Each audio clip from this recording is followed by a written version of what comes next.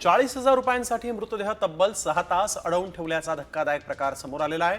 मलकापूर शहरातील हकीमी या multi specialist हॉस्पिटलवर आरोप करण्यात आला आहे। शिरढोण इथल्या कमलाबाई इंगळे या महिलेचा हकीमी रुग्णालयात उपचारादरम्यान मृत्यू झाला, पण रुग्णालय प्रशासनाने 40,000 रुपये बिल बाकी असल्याचं सांगत त्यांचा मृतदेह नातेवाईकांच्या ताब्यात द्यायला नकार दिला। शिवसेना ठाकरे गटाच्या कार्यकर्त्यांनी इशारा दिल्यानंतर अखेर मृतदेह नातेवाईकांच्या ताब्यात देण्यात आलेला आहे। 40,000 रुपयांसाठी मृतदेह तब्बल 6 तास अडवून ठेवल्याचा धक्कादायक प्रकार समोर आलेला आहे। मलकापूर शहरातील हकीमी या मल्टी स्पेशलिस्ट हॉस्पिटलवर आरोप करण्यात आला आहे। शिरढोण इथल्या कमलाबाई इंगळे या महिलेचा हकीमी रुग्णालयात उपचारादरम्यान मृत्यू झाला, पण रुग्णालय प्रशासनाने 40,000 रुपये बिल बाकी असल्याचं सांगत त्यांचा मृतदेह नातेवाईकांच्या ताब्यात द्यायला नकार दिला।